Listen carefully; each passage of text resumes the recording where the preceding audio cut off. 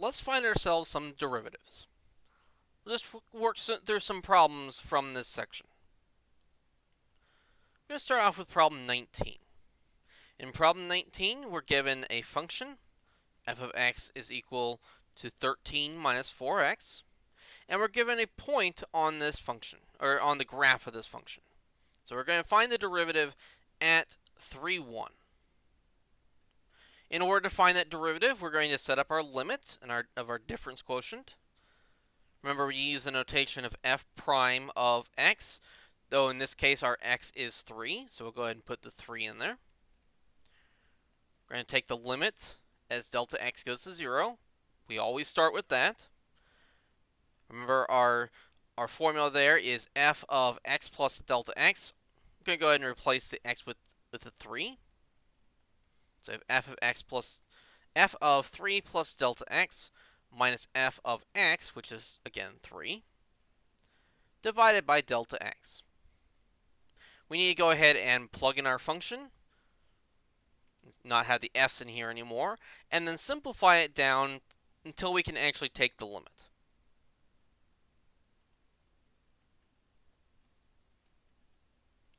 Well, first things first, we're essentially going to take our 13 minus 4x, but we're going to replace the x with a 3 plus delta x.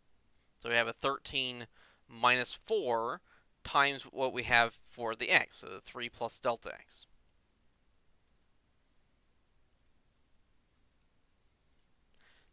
Then we're going to do the same thing, except now we're just going to replace the x with a 3.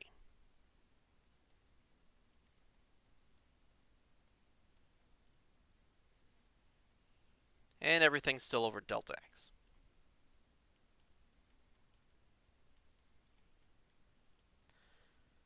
Of course, now we need to go ahead and simplify stuff here. We still have a 13 there.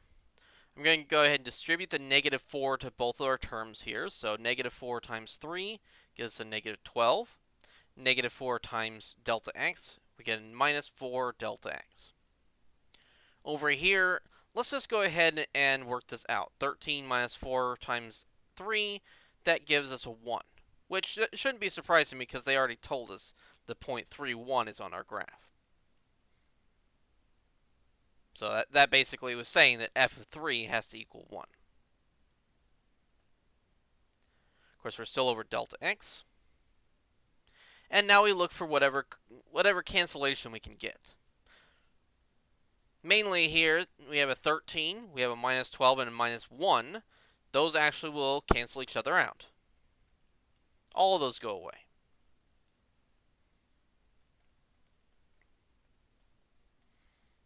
Yeah, when we do derivatives this way, you expect a lot of stuff to cancel. So we get a minus 4x, minus 4 delta x over delta x. We're taking the limit of that. Of course, there is cancellation that happens here as well. The delta x's cancel out.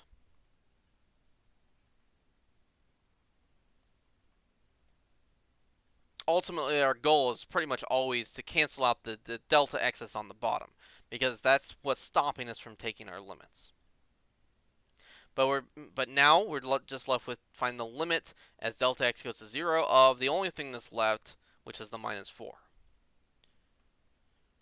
Which, of course, we already mentioned before in the last chapter that the limit of a constant value, the limit of minus 4, has to just still be that constant, the minus 4. Now let's talk about what this minus 4 actually means. Our curve originally was a line. It's 13. F of x is 13 minus 4x, or just y equals 13 minus 4x. We can go ahead and graph that. Oops. Need the x there. And then we had a point on that line. That point was 3, 1. And we're looking for the tangent to this curve at this point. Well, it shouldn't be too surprising that if we're trying to approximate the line, this curve by a line, and the curve is already a line, the best line to approximate it is itself, right? Therefore, we'd expect that the slope of the tangent line, the derivative of the function, to just be the slope of the line that we started with. In other words, what is the slope of y equals 13 minus 4x? Well, the slope there is minus 4. And that's exactly what we got here. We got minus 4. It's good to know that our definition does agree with these expectations here. We shouldn't start with a line and get some slope for the tangent lines that's something completely different from the slope that we started with.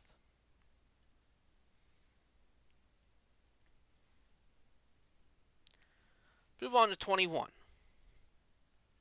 This time we're not going to use a line. In fact, I'm not going to do any other examples with lines here because, as we kind of noted there, we should be able to figure out what they are even without doing the limit. But we're going to use f of x equals 2x squared minus 3. We're going to find its derivative at 2, 5. The slope of the tangent line at 2, 5. Again, we need to find this limit. We're going to have f prime of 2, our x value here is 2, is the limit as delta x goes to 0.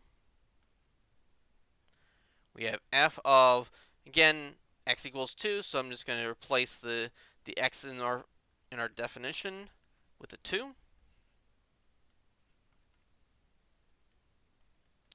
We then need to actually go ahead and put in our function. Our function here is 2x squared minus 3, but the x that is going to be replaced with a 2 plus delta x. So we have 2 times 2 plus delta x squared minus 3. That's our f of 2 plus delta x. Of course, f of 2, we could find that by hand if we wanted to, but assuming the book isn't lying to us, that should come out to be 5.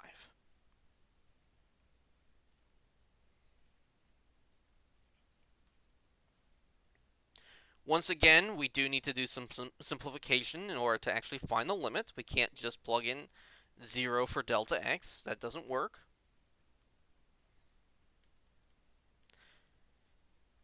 And I'm going to go ahead and expand out this square. That's the best way to handle this. So here the square of 2 plus delta x. If it helps, we could actually change the delta x to a different variable. We could change it to an h. Probably not replace it with an x, but I can see how some people might have some trouble with delta x as a variable just itself. I mean, we can't break up the delta and the x there. Delta x is the variable. It just has a longer name. We can say 2 plus h squared. If we think of this as 2 plus h times 2 plus h, and we FOIL it out, so we have a 2 times 2. That's going to give us a 4. We're going to have a 2 times h and an h times 2. When we add those two copies of 2h, we actually get a 4h. And then we have h times h to give us an h squared. That's what we're going to put here. So we're going to have a 4 plus 4 times delta x plus a delta x squared. Of course, so we also have the minus 3 and the minus 5. I'm going to go ahead and combine this into a minus 8. We will need to actually distribute the 2. But we can notice right away that 2 times 4 is going to give us a positive 8. And we already have a minus 8 here. So actually, those parts will cancel out. Everything that's left is a 2 times 4 delta x, which is an 8 delta x, and a 2 times delta x squared, which is just 2 times delta x squared. And once again, we're in a position where we can cancel the delta x that's on the bottom. That's our goal in all of this, is get rid of that delta x so we can actually go ahead and plug in 0. So we cancel that delta x with the delta x's that are in every term in the top. Of course, when we divide delta x out of the 8 delta x, we just get 8. When we divide it out of the 2 times delta x squared, one of the delta x's goes away, but we are left with another delta x. So I'm just going to cancel the square. But we're left here with the limit as delta x goes to 0 of 8 plus 2 delta x. Of course, now this is a linear function. We can go ahead and plug in delta x equals 0 because lines are continuous. And that gets rid of the 2 delta x and just leaves the 8. Again, we can go ahead and graph this. So our curve here, our function, was 2x squared minus 3. We have the point 25 that's on this graph here. And we want the line y equals, well, I'm going to do it this way. Let's take the line through 25 that has a slope of 8. So one of the suggestions here that GeoGebra will give us is this line point parallel line. That will actually allow me to put in the point 25, and I want it to be parallel to the line 8x, because 8x has a slope of 8. That'll kind of get me around having to derive the actual b value, which it turns out to be minus 11. Though that requires a little bit more work. If you want to find these yourselves, you'd use something like point slope form for the 0.25 or something like that. But the point here is that we do have a slope of 8 at the point A that's on the graph.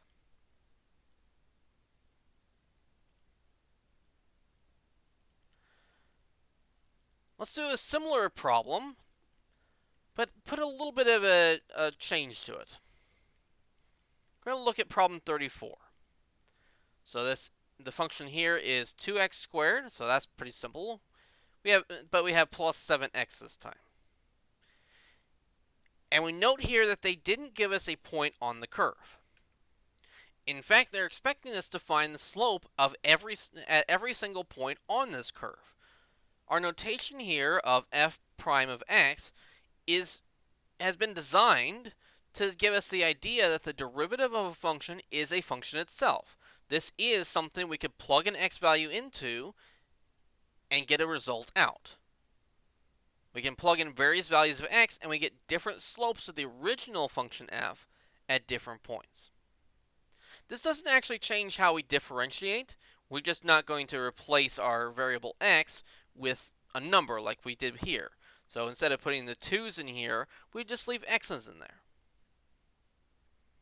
So f prime of x, just going back to our original definition, the limit as delta x goes to 0 of f of x plus delta x minus f of x over delta x. And we'll just go ahead and leave it as it is. Of course, we do need to plug in our function and simplify. And it'll turn out that we can actually find this limit without having to replace x with a number.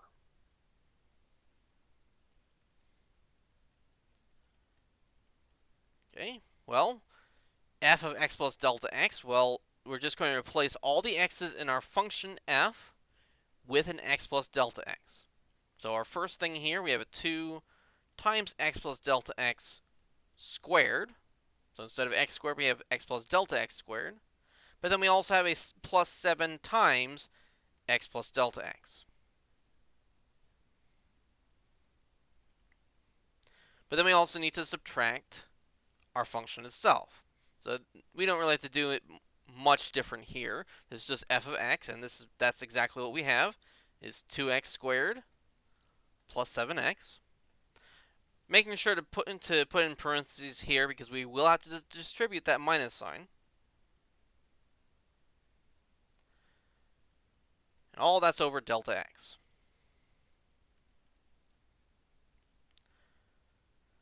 All right. Now, I'm going to go ahead and distribute. Basically, everything on the top I'm going to expand out so that I can actually cancel stuff. What we have here, we have 2 times this binomial squared. We're going to basically do what we did over here, except instead of putting 2 in there, we're going to put put x plus h. Maybe we'll even do that up here.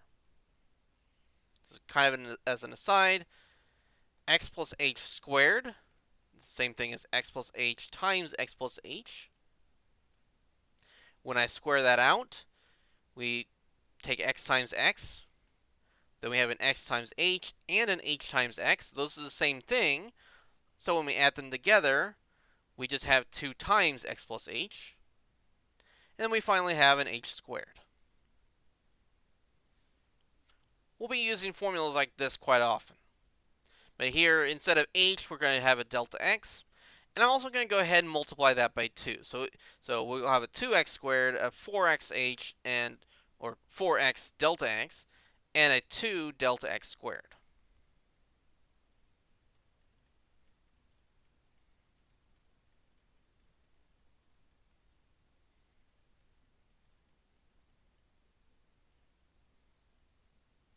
Then we also have to distribute the 7. We have a 7x and a 7 delta x.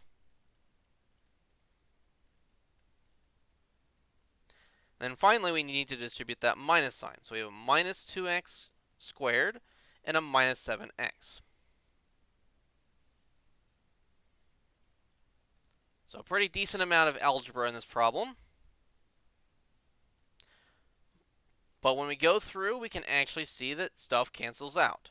Actually pretty nicely. We have a 2x squared here. We have a minus 2x squared here. Those cancel each other out. We have a 7x here. We have a minus 7x here. Those cancel each other out. When we write this all out now, we have a 4x delta x. We have a 2 delta x squared.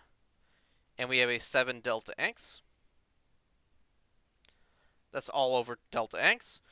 But the important thing here is that there's no term on the top that doesn't have a delta x in it. We can divide each of these terms by delta x and get rid of the delta x on the bottom. So in this one, we divide out by delta x. Here we divide out by a delta x. And here we have 2 delta x's, so we divide out by one of them. But those will cancel out the delta x on the bottom. Make sure you do it from every single term.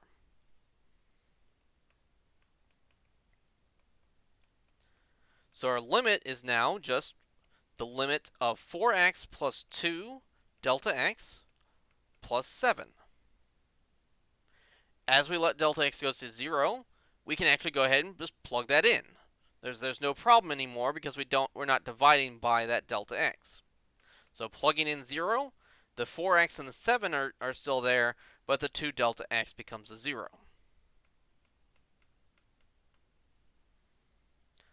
So what we can say here is that the derivative of f of x, the entire derivative, not just the derivative at a point, the entire derivative of f of x is 4x plus 7. Let's go ahead and actually graph that. So our original function here was 2x squared plus 7x. So we get this nice parabola here. I'm going to go ahead and make a slider like we did before. Just call it a, and I guess we can keep negative 5 to 5. I'm going to take a point on my graph where the x value is that a, and then I'm just going to plug in a into the function, and I just get all the points on my graph, and I can scroll through them.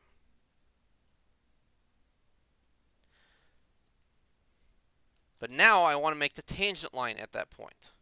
So the tangent line at the point A, so I'm just going to tell it the point A, and then I'm going to give it a line that's parallel to. So just like I did on the previous example, I'm going to take my slope times x. My slope here, well, my slope at a point where the x value is a is going to follow that formula of 4x plus 7, but x is equal to a, so it's 4a plus 7. So at this particular point, we definitely have our tangent line. It definitely agrees with our parabola, at least really close to A, but it doesn't depend on what A I pick. As I move my A value, that tangent line changes slope to agree with our curve as closely as possible. Of course, some approximations are closer than others. If I pick this point over here, it actually agrees with it on a quite a range of values. But if I pick points around here, it doesn't agree incredibly well, because the graph is actually turning quite quickly there.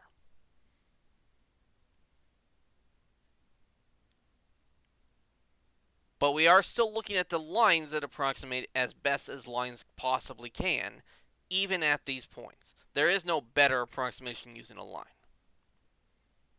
In fact, I could even keep zooming in, and it looks like that approximation keeps getting better. I'm just looking at a smaller range of values.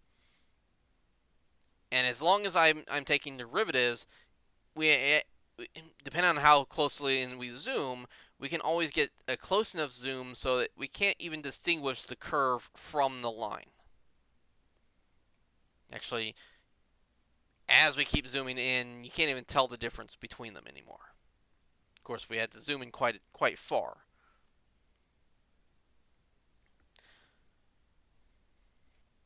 But the point is that we have a formula that gives us the derivative at every single point.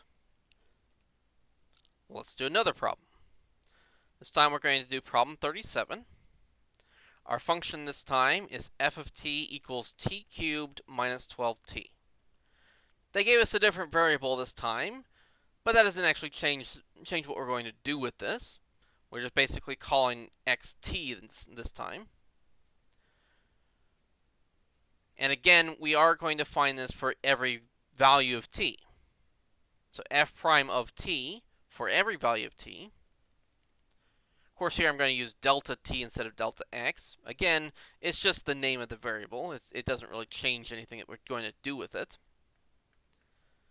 Then we have f of t plus delta t minus f of t all over delta t. So exactly the same formula, but with t's instead of x's.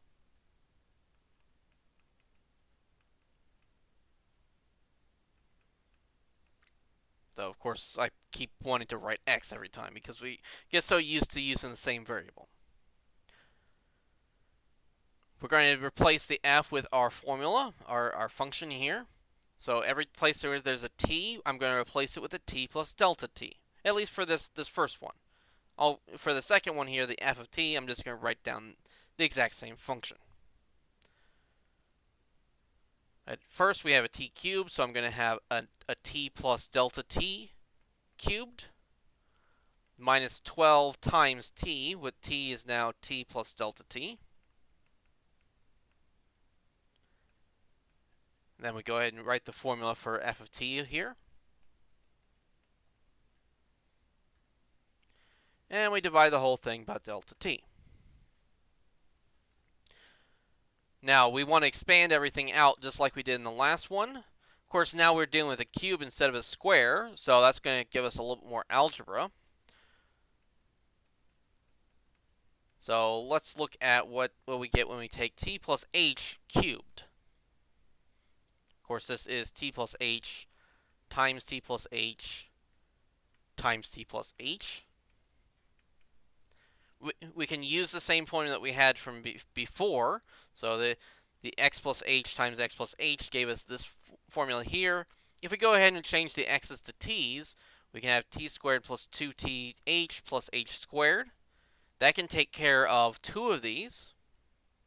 And then we'll multiply the result by t plus h. So of t squared plus 2th plus h squared times t plus h. And now we need to distribute. Basically, each of these terms is going to have to multiply to t, and each of these terms is going to have to multiply to h.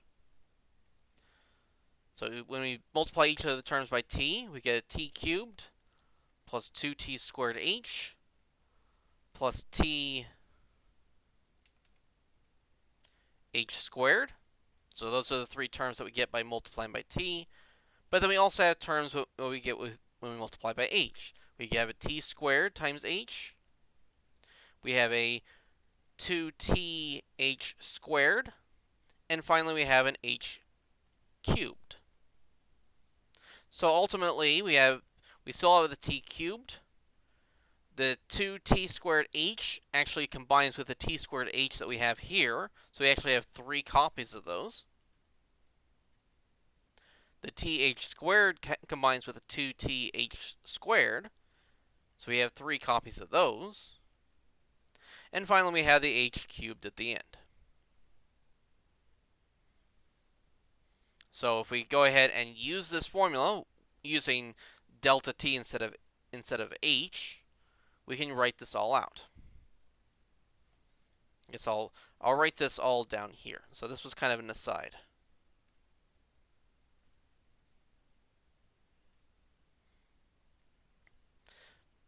But it's actually a general formula that you might want to keep in mind for future problems.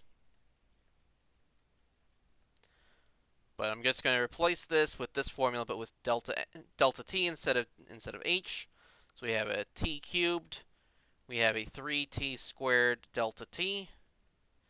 We have a 3t delta t cubed, or sorry, squared. Now we have the delta t cubed. We also going to distribute the minus 12 to both these terms. So we have a minus 12t.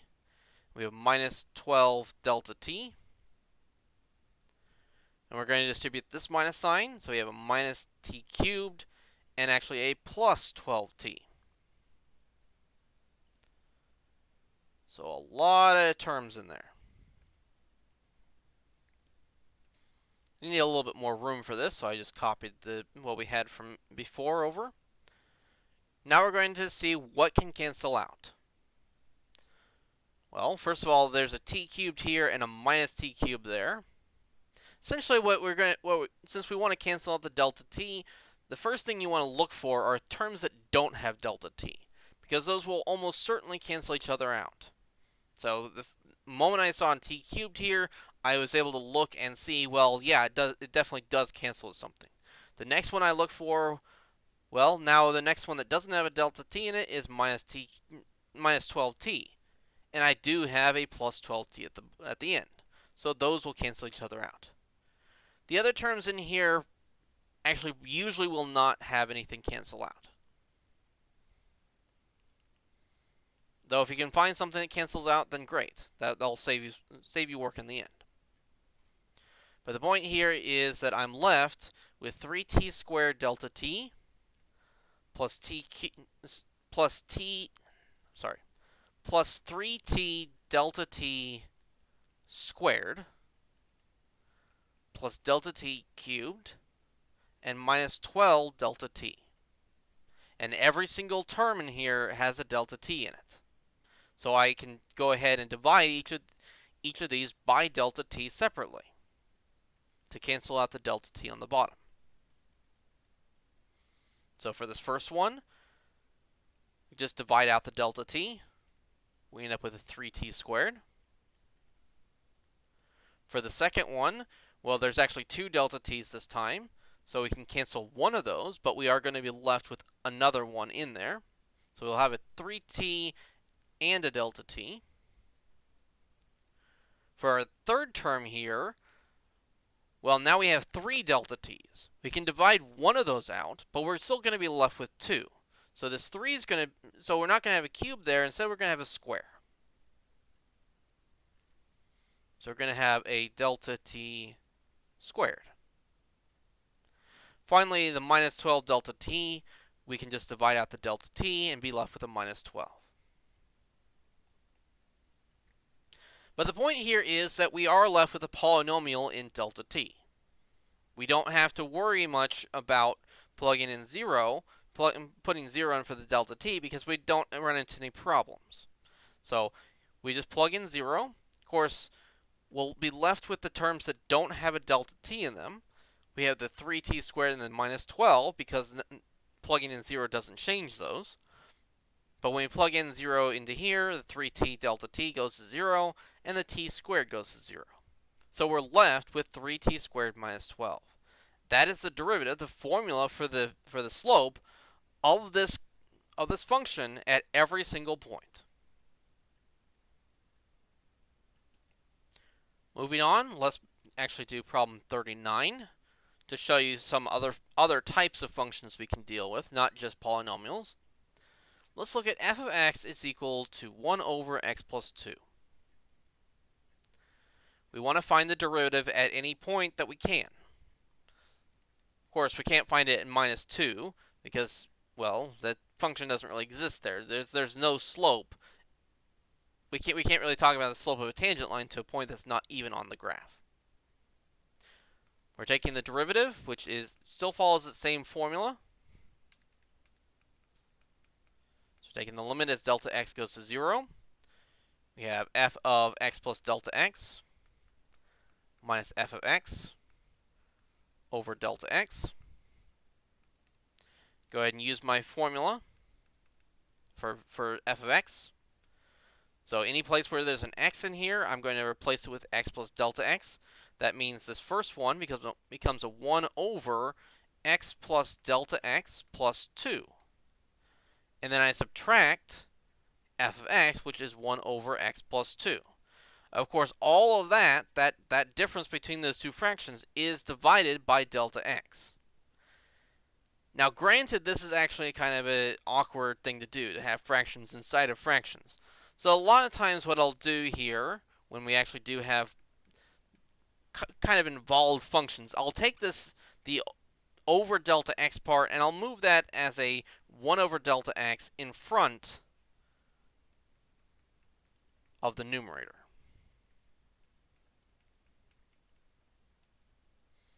So dividing by delta x is the same thing as multiplying by 1 over delta x. So this is just a nicer way of writing it. We want to somehow simplify this, though, so that we can get rid of the delta x's in the front. Because obviously dividing by 0 is still a problem. So how are we going to do that here? Well, we actually want to combine these two fractions. We want to somehow combine these into one fraction. That means we're going to have to find a common denominator. But unfortunately, even though the x plus 2 is in both of these, the fact that we're adding a delta x there means that these are different denominators. We cannot actually just directly combine these. We're going to have to multiply both these fractions by what's missing.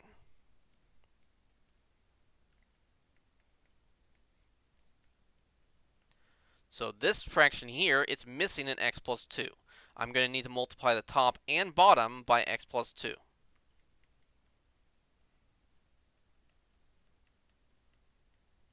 And I still have the x plus delta x plus 2. This fraction is missing an x plus delta x plus 2. So I'm going to need to multiply the top and bottom by x plus delta x plus 2. I still have the x plus 2, and now I have a new x plus delta x plus 2.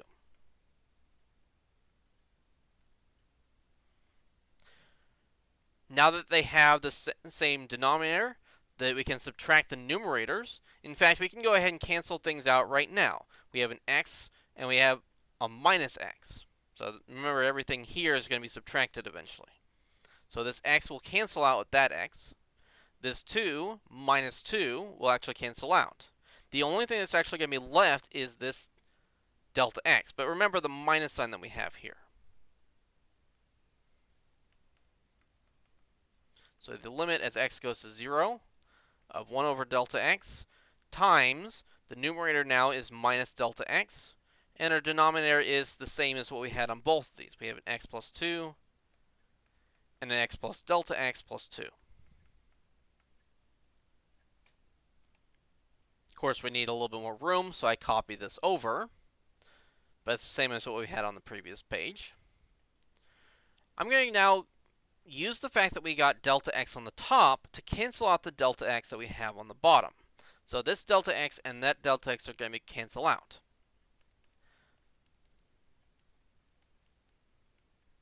So on top, we're left with a minus 1.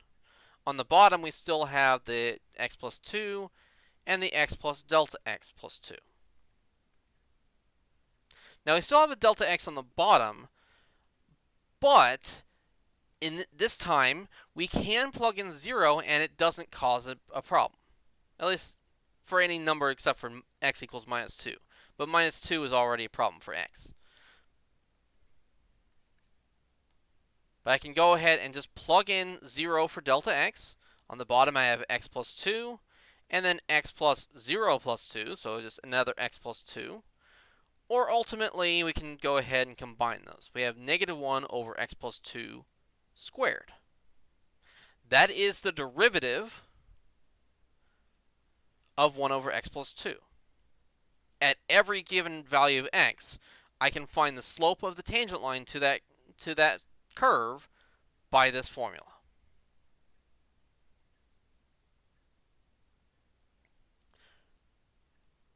One last example that we're going to do in this video.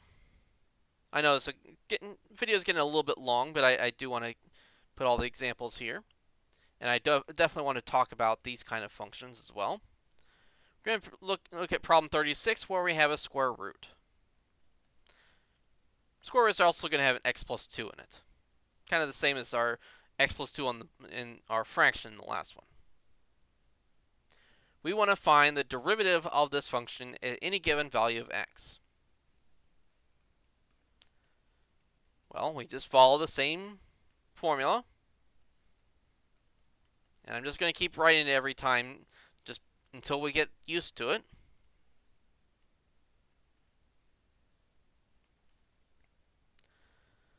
We're going to, instead of f, we're going to replace it with the square root of x plus 2.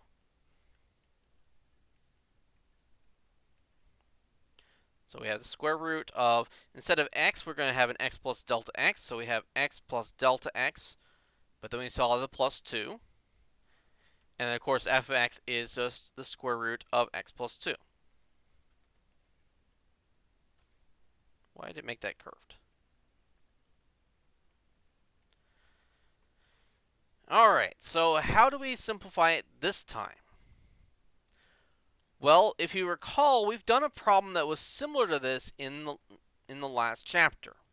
We had a difference of 2 square roots, or, well, I think we had a square root minus a number, and then divided by whatever variable that we were trying to take the limit of. And if you recall, the trick that we used there was rationalizing the function, or I called it, we were multiplying by the conjugate. So basically, we're taking the part that has the square roots in it, changing the minus sign to a plus sign, and then multiplying the top and bottom by that value. So I'm going to multiply by a fraction where the top and the bottom are the square root of x plus delta x plus 2 plus square root of x plus 2.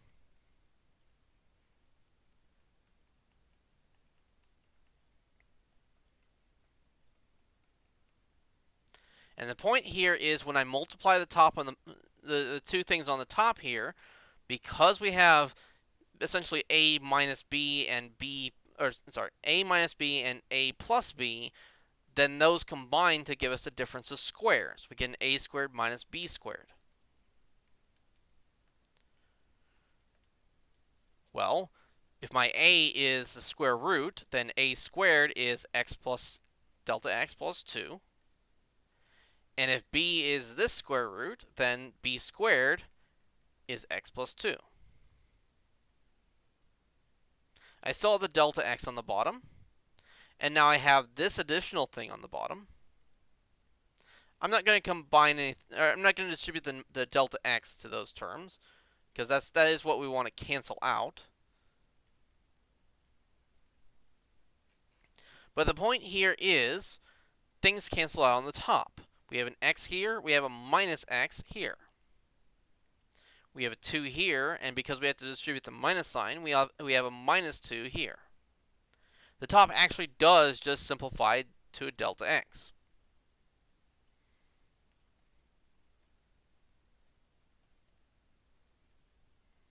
We have delta x over delta x times these square roots.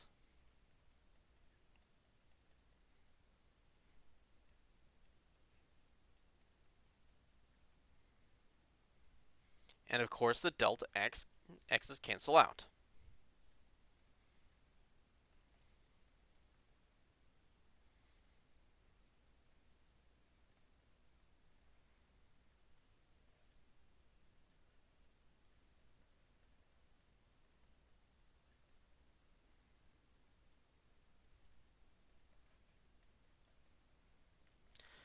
All right. Now we still have a delta x in there. Can we plug in delta x equals 0? Is that going to cause a problem? Well, it turns out no, because since this is not a minus sign here, we'd actually be combining two square roots that are the same thing instead of canceling them out. So when we plug in delta x equals 0, we have the square root of x plus 2 plus the square root of x plus 2 all in the bottom. And since we have two copies of those, we'll just go ahead and combine them as 2 times square root of x plus 2. Again, still in the bottom. So the derivative of square root of x plus 2 at every given value of x is equal to 1 over 2 times the square root of x plus 2.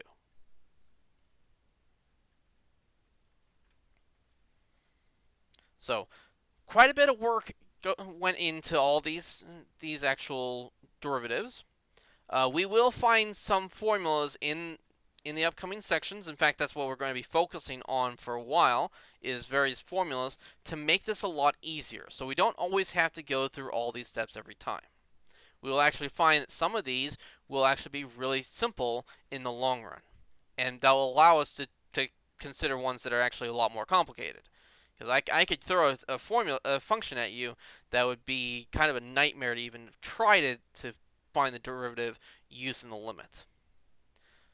But in the long run, we will actually find that taking derivatives, differentiation, is actually kind of routine. We actually don't have to really put, we have to put thought into it, but not as much thought as this looks like we have to.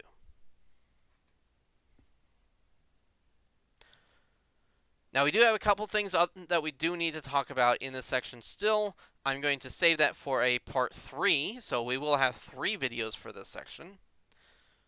But that is partially why I only gave us 2 sections for this week. So I'll see you guys in our 3rd video for 2.1.